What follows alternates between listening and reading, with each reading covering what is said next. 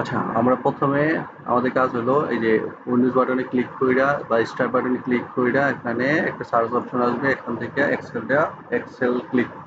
Type করবো। Excel type করার পরে এক্সেল টাইপ করলাম। এক্সেল যদি আপনার কম্পিউটার থাকে তাহলে এক্সেলটা শো করবে এখানে। ওই সফটওয়্যারটাকে ক্লিক করলেই সফটওয়্যারটা এক্সেল সফটওয়্যারটা ওপেন হয়ে গেল। ঠিক আছে? আচ্ছা, ওপেন হয়ে যাওয়ার পরে আমাদের যে কাজটা প্রথমে শিখতে হবে সেটা হলো, আচ্ছা আমরা প্রথমে আপনার যে টেবিলটা তৈরি করবেন সেই টেবিলটা আমরা দেখে আসি। আচ্ছা, আপনার প্রথমে এই টেবিলটা বা আপনার যে ফাইলটা, ওই ফাইলটার ভিতরে আমরা প্রথমে দেখলাম যে এই যে এখানে ৪টা লাইন আছে। তাহলে সেক্ষেত্রে ৪টা লাইন আমরা হিসাব দেখলাম। তারপরে এখানে একটা টেবিল আছে। আচ্ছা, টেবিলে আমরা যেটা বোঝা লাগবে সেটা হলো রো আর কলাম। ঠিক আছে? রো আর কলাম বলতে কি বোঝায়?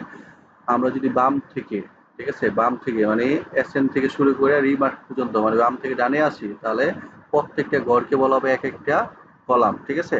আচ্ছা, আবার যদি আমরা মানে এসএন থেকে শুরু করে নিচের দিকে নামি, তাহলে মানে উপরে থেকে নিচে নামি, তাহলে এগুলোকে বলা হবে এক একটা কলাম, এই রো, সরি, হ্যাঁ, এক একটা রো। ঠিক আছে? তো সেই ক্ষেত্রে আমরা যদি হিসাব করি এই টেবিলে কয়টা রো কলাম আছে, তাহলে আমরা হিসাব করি এসএন একটা, এসএন ডেট, তার মানে আমরা হিসাব করি একটা ১ ২ ৩ ৪ ৫ ৬ ৭। আচ্ছা, এখানে কিন্তু ডরমিটরি টু সাইট, এখানে কিন্তু কলাম কিন্তু একটা না, কলাম আছে দুইটা। ঠিক আছে? কিভাবে? টেম্পারেচার টাইম আর একটা অ্যারাইভাল টাইম, এই দুইটা মিলা দুইটা কলাম হইলা। ঠিক সেম ভাবে সাইট টু ডরমিটরিতেও দুইটা দুইটা কলাম, রিমার্স একটা কলাম। ঠিক আছে? আচ্ছা, আবার যদি আমি সুন্দরভাবে আবার বলি তাহলে কয়টা কলাম হয়? একটা, দুইটা, তিনটা, চারটা, পাঁচটা, ছয়টা, সাতটা, আটটা, নয়টা, দশটা, এগারোটা, বারোটা। আচ্ছা, ঠিক আছে, আমরা বুঝতে পারলাম যে কলাম আছে টোটাল ১২টা। তাহলে আমরা যে এখন যেহেতু আমরা রো হিসাব করি, রো রো কয়টা আছে, রো কয়টা আছে দেখি গুনি। একটা, দুইটা, তিনটা, চারটা, পাঁচটা, ছয়টা, সাতটা, আটটা, নয়টা, দশটা, এগারোটা, বারোটা, তেরোটা, চোদ্দটা, ১৫, ১৬, ১৭, ১৭, ১৮, ১৯, ২০, ২১। আচ্ছা, ২১টা না, আমাদের এখানে রো আছে ২২টা। কিভাবে? এই যে একটা ঘর, এই যে ডরমিটরি সাইট আর টেম্পারেচার টাইম, অ্যারাইভাল টাইমস, এই এখানে কিন্তু আসলে একটা রো না, রো আছে দুইটা। কিভাবে? এই যে টেম্পারেচার টু সাইট, এটা একটা রো হিসেবে কাউন্ট করতে হইব, ঠিক পরের লাইনটাকেও মানে টেম্পারেচার টাইমেরও আরেকটা রো হিসেবে কাউন্ট করতে। তাহলে সেই ক্ষেত্রে আমরা যদি হিসাব করি তাহলে রো আছে কয়টা আমরা গুনি, তাহলে টোটাল রো আছে কয়টা? একটা, দুইটা, তিনটা, চারটা, পাঁচটা, ছয়টা, সাতটা, আটটা, নয়টা, দশটা, এগারোটা, বারোটা, তেরোটা, চোদ্দটা, ১৫টা, ১৬, ১৭, ১৮, ১৯, ২০, ২১, ২২। টোটাল আছে ২২টা। ঠিক আছে? আচ্ছা, যেহেতু ২২টা আছে তাহলে আমরা রো হিসেবে ২২টা। কিন্তু আমাদের এই যে এখান যদি আমরা কলামটা, আমরা যদি একটু আগে কলামটা হিসাব করলাম ১২টা, কিন্তু কলাম ১২টা ঠিক আছে, কিন্তু কলামগুলা টোটাল দুইটা রো নিয়ে আছে। ঠিক আছে? টোটাল দুইটা রো নিয়ে আছে। কিভাবে? এই যে ডরমিটরি অন সাইট একটা রো আর টেম্পারেচার টাইম, অ্যারাইভাল টাইম হলো আরেকটা রো। তাহলে সেক্ষেত্রে এই পুরা প্রথম মানে হেডিং, যেটা হেডিং যে কলামটা, এই কলামটা কি আছে? পুরা দুইটা রো নিয়ে আছে। তাহলে আমরা যখন কলাম মানে টেবিলটা বানাবো তখন অবশ্যই আমাদের দুইটা রো নিয়ে একটা কলাম তৈরি করতে হবে। ঠিক আছে? আচ্ছা, আমরা হয়তো বা বাস্তবে গেলে মানে প্রজেক্টে গেলে বুঝতে পারবো। ঠিক আছে?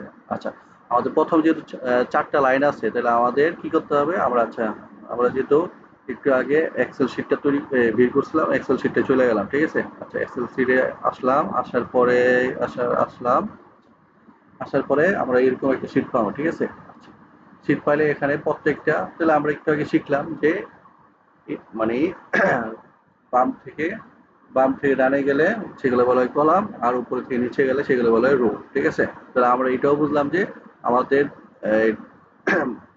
যে ফাইলটা তৈরি করবো ওই ফাইলটার ভিতরে প্রথমেই ৪টা লাইন আছে।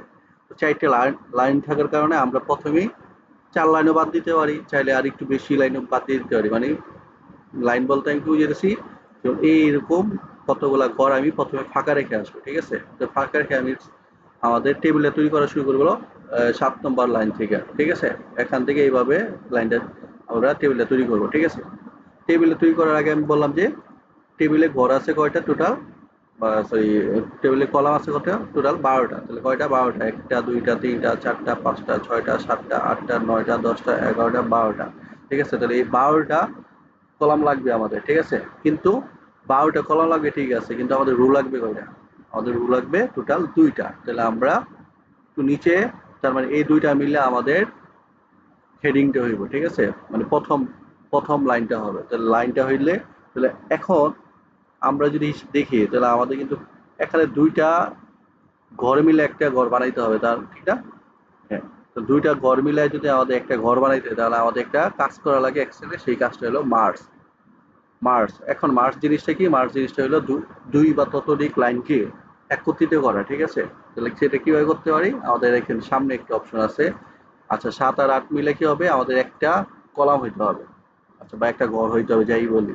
তাহলে সেটা কিভাবে তৈরি করবো, প্রথমে আমাদের যে ঘরটা থেকে শুরু হবে সেই ঘরটা ক্লিক কইরা মাউসের রাইট বাটন ক্লিক করে নিচে নামাইলেই দুইটা ঘর সিলেক্ট হয়ে গেল।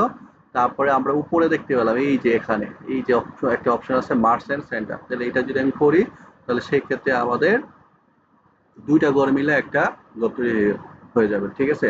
এই যে যেমন আমরা এখন কয়টা ঘর হইতেছে, এর আগে কিন্তু আলাদা আলাদা ভাবে সিলেক্ট করে যেতেছে, এখানে আলাদা আলাদা ভাবে সিলেক্ট করে, কিন্তু এখানে 7 আর 8 নম্বর ঘর মিলে একটা ঘর তৈরি হয়ে গেছে। তাহলে এইভাবে আমাদের মার্চ এন্ড সেন্টার করতে হবে। দুইটা আমরা যদি দুই বা ততোধিক ঘর মিলে যদি একটা ঘর বানাইতে, তাহলে আমাদের মার্চ এন্ড সেন্টার করা লাগে, ঠিক আছে। আচ্ছা, এইভাবে আমরা আহ, প্রত্যেকটা যতগুলা ঘর মিলা দুইটা দুইটা ঘর মিলা যদি একটা কলাম তৈরি করা লাগে, সেগুলো তৈরি কইরা আবার স্ক্রিন আইতেছে 10 মিনিট পর।